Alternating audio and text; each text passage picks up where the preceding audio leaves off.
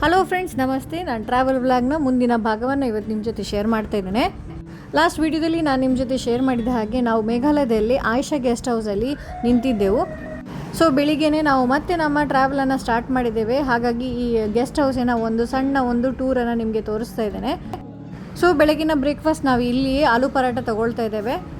ಇನ್ನು ಈ ಗೆಸ್ಟ್ ಹೌಸಿಗೆ ಮಿಲಿಂದ್ ಸೋಮನ್ ಇದ್ದಾರಲ್ಲ, ಅವರು ಕೂಡ ವಿಸಿಟ್ ಮಾಡಿದರು. ಇವರ ಫೋಟೋ ಕೂಡ ಇಲ್ಲಿ ಹಾಕಿದ್ದಾರೆ.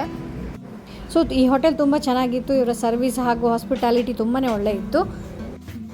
ಹಾಗೆ ಬೆಳಗಿನ ಬ್ರೇಕ್ಫಾಸ್ಟನ್ನು ಮುಗಿಸಿ ನಾವು ಮತ್ತೆ ನಮ್ಮ ಟ್ರಿಪ್ಪನ್ನು ಇವಾಗ ಕಂಟಿನ್ಯೂ ಮಾಡ್ತಾ ಇದ್ದೇವೆ.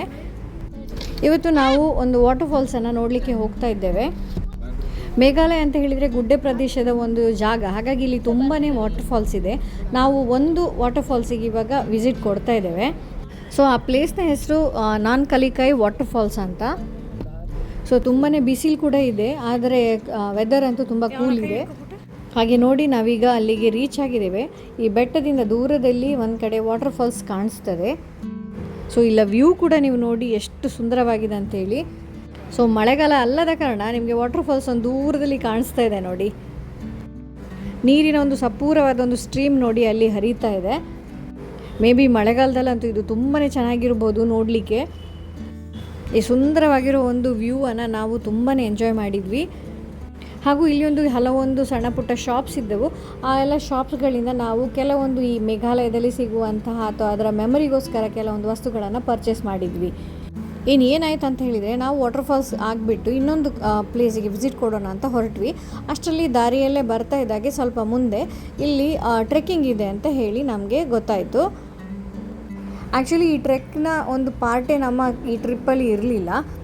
ಬಟ್ ಅಲ್ಲಿ ಅವರ ಲೋಕಲ್ ಏನು ಹೇಳಿದ್ರು ಅಂತ ಹೇಳಿದರೆ, ಹಾಫ್ ಆ್ಯನ್ ಅವರ್ ನಿಮಗೆ ಟ್ರೆಕ್ ಇದೆ, ಆಮೇಲೆ ನೀವು ವಾಟರ್ ಫಾಲ್ಸ್ ರೀಚ್ ಆಗ್ತೀರಿ, ನಂತರ ಮತ್ತೆ ನಿಮಗೆ ಹಾಫ್ ಆ್ಯನ್ ಅವರ್ ಟ್ರೆಕ್ಕಲ್ಲಿ ವಾಪಸ್ ಬರ್ಬೋದು ಅಂತ ಹೇಳಿ.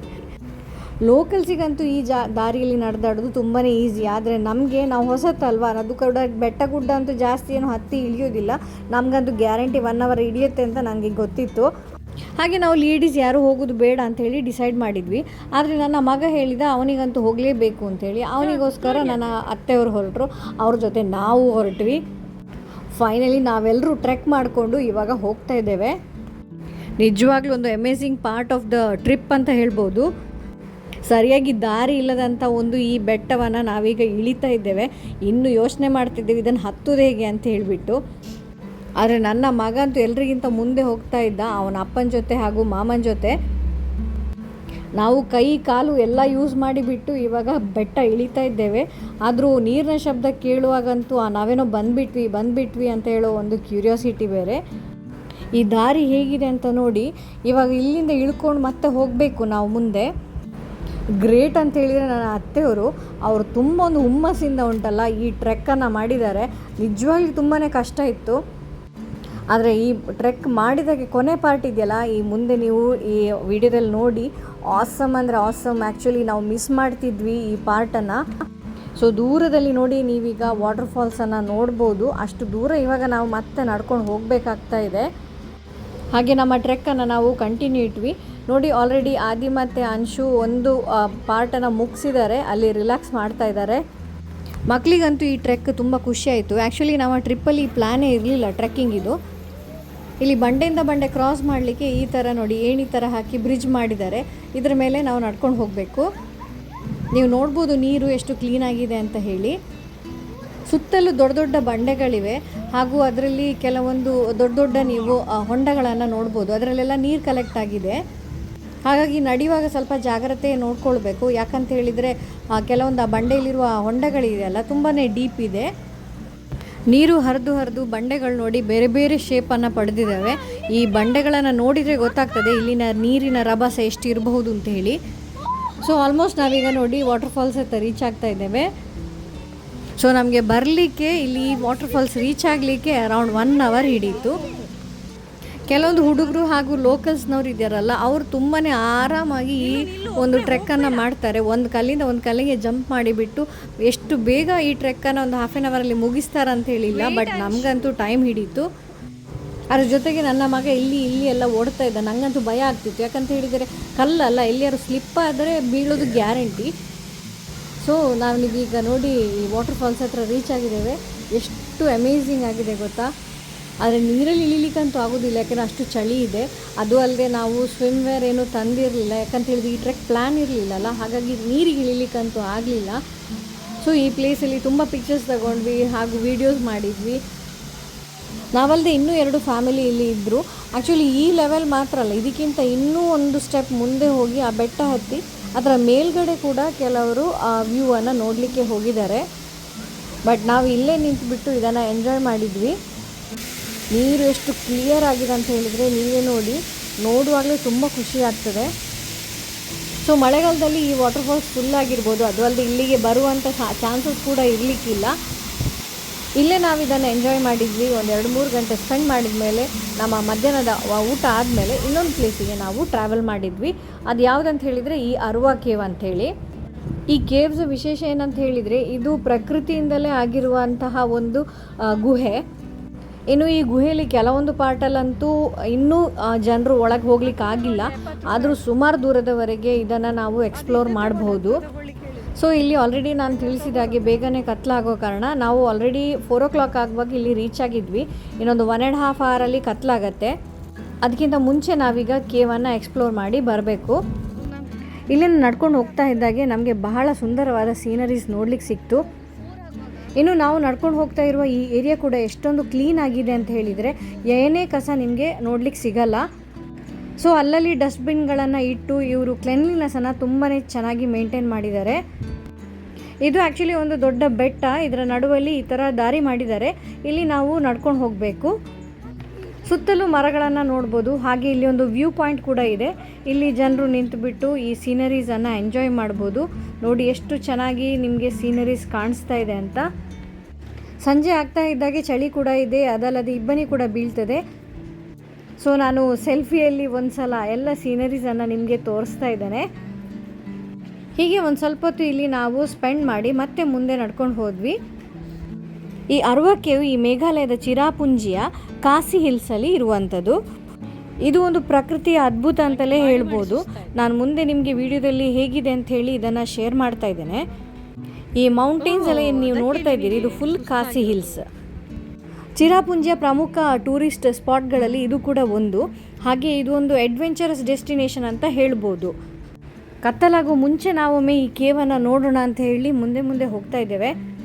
ಹಾಗೆ ನಡ್ಕೊಂಡು ಹೋಗ್ತಾ ಇದ್ದಾಗೆ ಇಲ್ಲಿ ನೋಡಿ, ಇದು ಗುಹೆಯ ಒಂದು ಭಾಗವನ್ನು ಇಲ್ಲಿ ನೋಡ್ಬೋದು. ಆ್ಯಕ್ಚುಲಿ ಇಲ್ಲಿ ಮೆಶ್ ಹಾಕಿದ್ದಾರೆ, ಒಳಗಡೆ ಆ್ಯಕ್ಚುಲಿ ಜನ ಇದ್ದಾರೆ. ನಮಗೆ ಅದು ಗೊತ್ತಾಗೋದಿಲ್ಲ, ಯಾಕಂದರೆ ಡೀಪ್ ಇದೆ. ಇಲ್ಲಿ ನೋಡಿ, ಇದು ಒಂದು ಭಾಗ ಕೇವಿದ್ದು. ಇಲ್ಲಿ ಸುಮಾರು ದೂರವರೆಗೆ ಏನು ಕಾಣಿಸ್ತಾ ಇಲ್ಲ. ಹೀಗೆ ಮೂಲೆಯಲ್ಲಿ ಕೆಲವೊಂದು ಈ ಥರ ಸುರಂಗ ಥರದ ಕೆಲವೊಂದು ಗುಹೆಗಳು ನಿಮಗೆ ನೋಡ್ಲಿಕ್ಕೆ ಸಿಗ್ತದೆ. ಜನರು ಹೋಗಬಾರ್ದು ಅಂತ ಹೇಳಿಬಿಟ್ಟು ಇದಕ್ಕೆ ಗ್ರಿಲ್ಸ್ ಹಾಕಿದ್ದಾರೆ. ಹಾಗೆ ಮುಂದೆ ಬರ್ತಾ ಇದ್ದಾಗೆ ನೋಡಿ, ಇನ್ನೊಂದು ಮೂಲೆಯಲ್ಲಿ ಈ ಗುಹೆ ನೋಡಿ ಈ ಥರ ಕಾಣಿಸ್ತಾ ಇದೆ. ಈಗ ನಾವು ಈ ಗುಹೆಯ ಮೇನ್ ಎಂಟ್ರೆನ್ಸಿಗೆ ಬಂದಿದ್ದೇವೆ. ಇಲ್ಲಿಂದ ನಾವೀಗ ಒಳಗೆ ಗುಹೆಯನ್ನು ಎಕ್ಸ್ಪ್ಲೋರ್ ಮಾಡಲಿಕ್ಕೆ ಹೋಗ್ತಾ ಇದ್ದೇವೆ. ಗುಹೆ ಬಗ್ಗಿನ ಫುಲ್ ಡೀಟೇಲ್ಸನ್ನು ಇಲ್ಲಿ ಒಂದು ಬೋರ್ಡಲ್ಲಿ ಹಾಕಿದ್ದಾರೆ. ಸೊ ಅದನ್ನು ನಾವು ಚೆಕ್ ಮಾಡ್ತಾ ಇದ್ದೇವೆ. ಹಾಗೆ ಎಂಟ್ರೆನ್ಸಿಂದ ನಾವೀಗ ಒಳಗೆ ಹೋಗಿ ಎಕ್ಸ್ಪ್ಲೋರ್ ಮಾಡಲಿಕ್ಕಿದ್ದೇವೆ. ನಡ್ಕೊಂಡು ಬಂದ ಕಾರಣ ಸ್ವಲ್ಪ ಹೊತ್ತು ಸುಸ್ತಾಯಿತು, ಹಾಗಾಗಿ ಒಂದು 2 ನಿಮಿಷ ರಿಲ್ಯಾಕ್ಸ್ ಮಾಡಿ ನಾವೀಗ ಗುಹೆ ಒಳಗೆ ಹೋಗ್ತಾ ಇದ್ದೇವೆ. ಹಾಗೆ ಗುಹೆ ಒಳಗೆ ಹೇಗಿರ್ಬೋದು ಎಕ್ಸ್ಪೀರಿಯನ್ಸ್ ಅಂತ ಯೋಚನೆ ಮಾಡ್ತಾನೆ ನಾವು ಮುಂದೆ ಹೋಗ್ತಾ ಇದ್ದೇವೆ. ಸೊ ಇಲ್ಲಿ ನಾವೀಗ ಮೇಯ್ನ್ ಎಂಟ್ರೆನ್ಸಲ್ಲಿದ್ದೇವೆ. ಇಲ್ಲಿ ನೋಡಿ, ಅರ್ವಾ ಕೇವ್ ಅಂತ ಹೇಳಿ ಒಂದು ಬೋರ್ಡ್ ಕೂಡ ಹಾಕಿದ್ದಾರೆ. ತುಂಬ ಜನ ಇಲ್ಲಿ ಟೂರಿಸ್ಟ್ ಇವಾಗ ವಿಸಿಟ್ ಕೊಡ್ತಾ ಇದ್ದಾರೆ. ಒಳಗೆ ಹೋಗಲಿಕ್ಕೆ ನೋಡಿ ತುಂಬ ಕತ್ತಲೆ ಇದ್ದ ಕಾರಣ ಎಲ್ಲರೂ ಮೊಬೈಲ್ ಲೈಟನ್ನು ಆನ್ ಮಾಡಿಟ್ಟಿದ್ದಾರೆ. ನೋಡಿ, ನೀವು ನೋಡ್ತಾ ಇರ್ಬೋದು ಎಷ್ಟೊಂದು ಕತ್ತಲೆ ಇದೆ ಅಂತ. ಸೊ ಎಂಟ್ರೆನ್ಸಲ್ಲೇ ನಾವು ಕೆಳಗೆ ಇಳಿಲಿಕ್ಕೆ ಮೆಟಲ್ಗಳನ್ನು ಮಾಡಿದ್ದಾರೆ. ಹಾಗೆ ಒಳಗೆ ಕತ್ತಲಿರುವ ಕಾರಣ ಎಲ್ಲ ಕಡೆ ಲೈಟ್ನ ಫೆಸಿಲಿಟಿ ಕೂಡ ಮಾಡಿದ್ದಾರೆ. ಗುಹೆ ಒಳಗೆ ಅಷ್ಟೇನು ಚಳಿ ಇಲ್ಲ, ಆದರೆ ನೀರು ಎಲ್ಲ ಕಡೆಯಲ್ಲಿ ನೀರಿದೆ. ಮೇಲಿಂದ ಕೂಡ ನೀರು ಬೀಳ್ತಾ ಇದೆ, ಇನ್ನು ನೆಲದಲ್ಲಿ ಕೂಡ ನೀರು ಹರ್ಕೊಂಡು ಹೋಗ್ತಾ ಇದೆ. ನಡೆಯುವಾಗ ಸಹ ಸ್ವಲ್ಪ ಜಾಗ್ರತೆ ಮಾಡಿ ನಡಿಬೇಕು, ಯಾಕಂತ ಹೇಳಿದರೆ ಎಲ್ಲ ಕಡೆ ನೀರಿರೋ ಕಾರಣ ಹಾಗೂ ಮಣ್ಣಿರೋ ಕಾರಣ ಸ್ಲಿಪ್ ಆಗೋ ಚಾನ್ಸಸ್ ಇರ್ತದೆ. ಹಾಗೆ ನೋಡಿ, ಈ ಕೇವನ್ನು ನಾವೀಗ ಎಂಟರ್ ಆಗಿದ್ದೇವೆ. ಸೊ ನಾನಿವಾಗ ನಿಮಗೆ ಕೇವ್ನ ಒಳಗೆ ತೋರಿಸ್ತಾ ಇದ್ದೇನೆ ಹೇಗಿದೆ ಅಂಥೇಳಿ. ಆ್ಯಕ್ಚುಲಿ ಕೇವ್ ಒಳಗಡೆ ನಾವು ಒಂದು ಸುಮಾರು ದೂರವರೆಗೆ ಹೋಗಿ ಒಂದು ರೌಂಡ್ ಹಾಕಿಬಿಟ್ಟು ಬರಬಹುದು. ಕೆಲವರು ಕೇವ್ನ ಒಳಗೆ ಪಿಕ್ಚರ್ಸ್ ತೆಗಿಸ್ತಾ ಇದ್ದಾರೆ, ಕೆಲವರು ರೀಲ್ಸ್ ಮಾಡ್ತಾ ಇದ್ದಾರೆ, ಇನ್ನು ಕೆಲವರು ವಿಡಿಯೋ ಮಾಡ್ತಾ ಇದ್ದಾರೆ. ಇನ್ನು ಗುಹೆಯೊಳಗೆ ಒಂದು ಕಡೆಯಿಂದ ಹೋಗಿ ಇನ್ನೊಂದು ಕಡೆ ಬರುವ ಹಾಗೆ ದಾರಿ ಕೂಡ ಇದೆ. ಆ್ಯಕ್ಚುಲಿ ಈ ಕೇವ್ ಇದೆಯಲ್ಲ, ಹಲವಾರು ವರ್ಷಗಳಿಂದ ಆಗಿರುವಂಥ ಕಲ್ಲು ಕೊರೆತ ಅಂತ ಹೇಳಿದರೆ ಇರೋಷನ್ನಿಂದ ಕ್ರಿಯೇಟ್ ಆಗಿರುವಂಥ ಒಂದು ಸ್ಟ್ರಕ್ಚರ್. ಸೊ ಇದರ ಅಡಿಯಲ್ಲಿ ನೀರು ಹರಿತಾ ಇದೆ. ಮೇ ಬಿ ಮಳೆಗಾಲದಲ್ಲಿ ಇಲ್ಲಿ ತುಂಬಾ ನೀರು ಹರಿತಾ ಇರಬಹುದು. ಹಾಗಾಗಿ ನೋಡಿ ಈ ಥರ ಈ ನೀರು ಹರಿದಲ್ಲಿ ಎಲ್ಲ ಈ ಕಲ್ಲುಗಳು ಈ ಥರ ಸವೆದು ನೋಡಿ ಈ ಥರ ಸ್ಟ್ರಕ್ಚರ್ಸ್ ಎಲ್ಲ ಕ್ರಿಯೇಟ್ ಆಗಿದೆ. ಇನ್ನು ಇದರ ಒಳಗೆ ಕೂಡ ಕೆಲವೊಂದು ಏರಿಯಾವನ್ನು ಪ್ರೊಹಿಬಿಟೆಡ್ ಮಾಡಿ ಇಟ್ಟಿದ್ದಾರೆ. ಯಾರು ಕೂಡ ಅಲ್ಲಿ ಹೋಗಲಿಕ್ಕಿಲ್ಲ, ಯಾಕಂದ್ರೆ ತುಂಬಾ ಕತ್ತಲೆ ಇದೆ, ಹಾಗೆ ನಿಮಗೆ ಎಕ್ಸ್ಪ್ಲೋರ್ ಮಾಡಲಿಕ್ಕೂ ಸಾಧ್ಯ ಇಲ್ಲ. ನೋಡಿ ಇದರ ಒಳಗೆ ಕೂಡ ಒಂದು ಕೇವ್ ಇದೆ. ಕೆಲವೊಂದು ಕಡೆ ಇಲ್ಲಿ ಈ ಗುಹೆ ನೋಡುವಾಗ ಹೆದರಿಕೆ ಕೂಡ ಆಗ್ತದೆ, ಯಾಕಂದರೆ ಇಲ್ಲಿ ಕತ್ತಲೆ ಇಲ್ಲ ತುಂಬ. ನೋಡಿ ಇಲ್ಲಿ ಒಂದು ರಿಸ್ಟ್ರಿಕ್ಟೆಡ್ ಏರಿಯಾವನ್ನು ಕ್ರಿಯೇಟ್ ಮಾಡಿಟ್ಟಿದ್ದಾರೆ, ಬಟ್ ಅಲ್ಲಿ ದಾರಿ ಇದೆ ನೋಡಿ. ಇದರ ಒಳಗೆ ನಮಗೆ ಉಸಿರಾಟಕ್ಕೇನೋ ತೊಂದರೆ ಆಗುವಂಥದ್ದು ಯಾವುದೇ ಲಕ್ಷಣಗಳು ಕಾಣಿಸ್ತಾ ಇಲ್ಲ. ಯಾಕಂತ ಹೇಳಿದರೆ ಆರಾಮಾಗಿ ನಾವು ಒಳಗೆ ಹೋಗಿ ಬರ್ಬೋದು. ಇಲ್ಲಿ ನೋಡಿ ಯಾರೋ ಒಬ್ಬರು ಈ ಕಡೆಯಿಂದ ಗುಹೆ ಒಳಗೆ ಹೋಗಿ ಇನ್ನೊಂದು ಕಡೆಯಿಂದ ಅವ್ರು ಹೊರಗೆ ಬಂದರು. ಸೊ ನೀರು ಹರಿತಾ ಇದೆ ಅಂತ ಹೇಳಿದೆಲ್ಲ, ನೋಡಿ ಇಲ್ಲಿ ಎಲ್ಲ ಫುಲ್ ನೀರು ತುಂಬಿಕೊಂಡಿದೆ. ನಾವು ಕಲ್ಲಿನ ಮೇಲೆ ಹತ್ತಿ ಬಿಟ್ಟು ಆ ಕಡೆ ಈ ಕಡೆ ಹೋಗ್ತಾ ಇದ್ದೇವೆ. ಹಾಗೂ ಈ ನೀರಿದ್ದ ಕಾರಣ ಕೆಲವೊಂದು ಕಲ್ಲುಗಳು ಸ್ಲಿಪ್ಪರಿ ಕೂಡ ಆಗಿವೆ. ಹಾಗೆ ಮುಂದೆ ಹೋಗ್ತಾ ಇದ್ದಾಗೆ ನೋಡಿ ಈ ಥರ ನಾವು ಬಗ್ಗಿ ಈ ಗುಹೆಯೊಳಗೆ ಹೋಗ್ತಾ ಇದ್ದೇವೆ. ಎಷ್ಟೋ ವರ್ಷಗಳಿಂದ ಈ ಪ್ರಕೃತಿಯೇ ಮಾಡಿರುವಂಥ ಈ ಥರದ ಅದ್ಭುತವನ್ನು ನಾವು ಲೈಫಲ್ಲಿ ಒಂದ್ಸಲ ನೋಡಲೇಬೇಕು. ಸುಮಾರು ದೂರವರೆಗೆ ನಾವು ಹೋದ್ವಿ. ಇನ್ನು ನೋಡಿ ಇಲ್ಲಿ ಕೆಲವರು ಕತ್ಲಲ್ಲಿ ರೀಲ್ಸ್ ಮಾಡೋದು, ವಿಡಿಯೋ ಮಾಡೋದೇನೋ ಮಾಡ್ತಾ ಇದ್ದಾರೆ. ಆ್ಯಕ್ಚುಲಿ ಮೊಬೈಲ್ ಲೈಟೇ ಹಾಕಿದ್ದಾರೆ, ಅಲ್ಲಿ ಲೈಟ್ ಕೂಡ ಕಾಣಿಸ್ತಾ ಇಲ್ಲ. ಸೊ ಒಳಗೆ ಸುಮಾರು ದೂರವರೆಗೆ ನಾವು ನಡ್ಕೊಂಡು ಹೋದ್ವಿ. ನಮಗೆ ಡೆಡ್ ಎಂಡ್ ಸಿಗೋವರೆಗೆ ನಾವು ನಡೀತಾ ಇದ್ವಿ. ಸೊ ನೋಡ್ಲಿಕ್ಕೆ ಬಂದ ಮೇಲೆ ಅದನ್ನು ಪೂರ್ತಿಯಾಗಿ ನೋಡಿಬಿಟ್ಟು ಆಮೇಲೆ ಹೋಗಬೇಕು. ಇಲ್ಲ ಅಂತ ಹೇಳಿದರೆ ನಾವು ಅರ್ಧದಲ್ಲೇ ಹೋದರೆ ಅದರಲ್ಲಿ ಏನೋ ಒಂದು ಮಜಾ ಇರೋದಿಲ್ಲ. ಹಾಗೆ ನಾವು ಡೆಡ್ ಎಂಡ್ ಬರೋವರೆಗೆ ನಡ್ಕೊಂಡು ಮುಂದೆನೇ ಹೋಗ್ತಾ ಇದ್ದೆವು. ನಮ್ಮ ಜೊತೆನೂ ಕೆಲವೊಂದು ಜನ ಇದ್ದರು, ಕೆಲವರು ರಿಟರ್ನ್ ಆಗ್ತಾಯಿದ್ರು. ಆಲ್ರೆಡಿ ಟೈಮ್ ಆಗಿತ್ತು ಅಂತ ಹೇಳಿದರೆ ಹೊರಗಡೆ ಕತ್ತಲೆ ಆಗ್ತಾ ಬರ್ತಾ ಇದೆ. ಸೊ ಹಾಗಾಗಿ ಒಳಗಡೆ ಕೂಡ ಒಂಥರ ಕತ್ತಲೆಯ ಒಂದು ಅನುಭವ ಅನಿಸ್ತಾ ಇದೆ. ಹಾಗಾಗಿ ಇನ್ನೂ ಇದು ಕ್ಲೋಸ್ ಕೂಡ ಆಗ್ತದೆ. ಅದರ ಒಳಗೆ ನಾವೆಲ್ಲರೂ ಹಿಂದೆ ರಿಟರ್ನ್ ಆಗಬೇಕು. ಇಲ್ಲಿ ಮತ್ತೆ ನೋಡಿ ಎಷ್ಟು ತಗ್ಗಾಗಿ ಈ ಕೆಳಗಡೆ ಈ ಕೇವ್ ಇದೆ ಅಂತ ನಾವೆಲ್ಲರೂ ಬೆಂಡಾಗಿಬಿಟ್ಟು ಹೋಗ್ತಾ ಇದ್ದೇವೆ.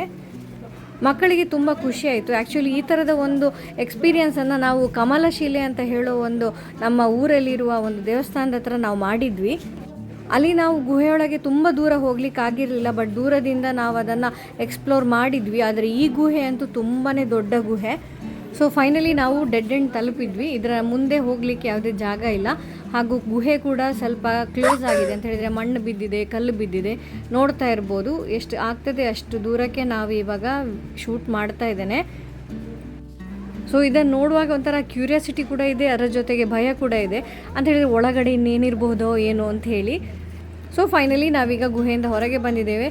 ಅಷ್ಟೇನೂ ಕತ್ಲಾಗಿಲ್ಲ, ಆದರೂ ಸಂಜೆಯ ಸಮಯ. ಅಲ್ಲಲ್ಲಿ ಕೂತ್ಕೊಳ್ಳಿಕ್ಕೆ ಬೆಂಚ್ ಕೂಡ ಇದೆ.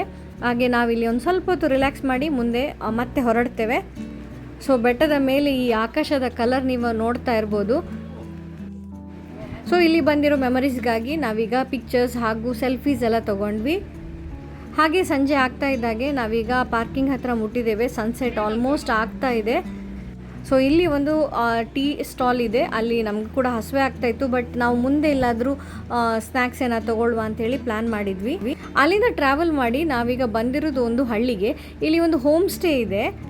ಇನ್ನು ಇಲ್ಲಿ ಅಕ್ಕಪಕ್ಕದ ಮಕ್ಕಳೆಲ್ಲ ನೋಡಿ ನಮಗೆಲ್ಲ ಎಂಟರ್ಟೈನ್ಮೆಂಟ್ ಮಾಡಬೇಕಂತ ಹೇಳಿ ಸಾಂಗ್ಸ್ ಹಾಕಿ ಅವರೆಲ್ಲರೂ ಡ್ಯಾನ್ಸ್ ಮಾಡ್ತಾ ಇದ್ದಾರೆ.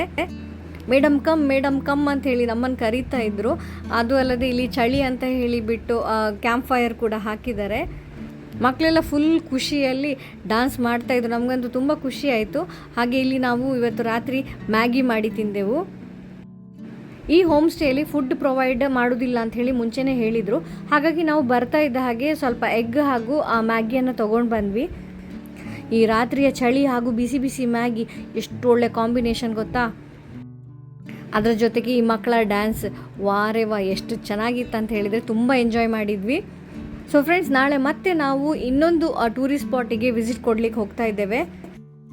ಆ ಪ್ಲೇಸ್ ಅಂತ ಹೇಳಿದರೆ ನೀವು ಮೇಘಾಲಯ ಚಿರಾಪುಂಜಿಗೆ ಬಂದಮೇಲೆ ಆ ಪ್ಲೇಸನ್ನು ನೋಡಲೇಬೇಕು. ಇಲ್ಲ ಅಂತ ಹೇಳಿದರೆ ನಾವು ಮೇಘಾಲಯ ಟ್ರಿಪ್ ಕಂಪ್ಲೀಟ್ ಆಗೋದೇ ಇಲ್ಲ. ಆ ಒಂದು ಪ್ಲೇಸಿಗೆ ನಾಳೆ ನಾವು ಹೋಗ್ತಾ ಇದ್ದೇವೆ. ಇನ್ನು ನನ್ನ ಈ ಟ್ರಾವೆಲ್ ವ್ಲಾಗ್ನ ಮುಂದಿನ ಭಾಗವನ್ನು ಇನ್ನೊಂದು ವಿಡಿಯೋದಲ್ಲಿ ಶೇರ್ ಮಾಡ್ತೇನೆ. ಸೊ ವಿಡಿಯೋವನ್ನು ಕಂಟಿನ್ಯೂ ಇಟ್ಟು ಎಡಿಟ್ ಮಾಡಲೇ ಇಲ್ಲ, ಯಾಕಂತ ಹೇಳಿದರೆ ಈ ಮಕ್ಕಳನ್ನು ನೋಡೋದೇ ಒಂದು ತುಂಬ ಖುಷಿ. ಹಾಗೆ ಇದು ನಾವು ಸ್ಟೇ ಆಗಿರೋ ಹೋಮ್ ಸ್ಟೇ. ನಾವು ಬರುವಾಗಲೇ ಕತ್ತಲೆ ಆದ ಕಾರಣ ಇವಾಗ ನಿಮಗೆ ಈ ಥರ ಇದನ್ನು ತೋರಿಸ್ತಾ ಇದ್ದೇನೆ. ಸಣ್ಣ ಮನೆಗಳು ರೂಮ್ಸ್ ಕೊಟ್ಟಿದ್ದಾರೆ ನಮಗೆ, ಆದರೂ ಒಳ್ಳೆ ಫೆಸಿಲಿಟಿಯನ್ನು ಪ್ರೊವೈಡ್ ಮಾಡಿದ್ದಾರೆ. ಹಾಗೆ ಇವತ್ತಿನ ಈ ಟ್ರಾವೆಲ್ ವ್ಲಾಗನ್ನು ಇಲ್ಲಿಗೆ ಮುಗಿಸ್ತಾ ಮತ್ತೊಂದು ವಿಡಿಯೋದಲ್ಲಿ ನಿಮ್ಮನ್ನು ಸಿಗ್ತೇನೆ. Till then take care and bye.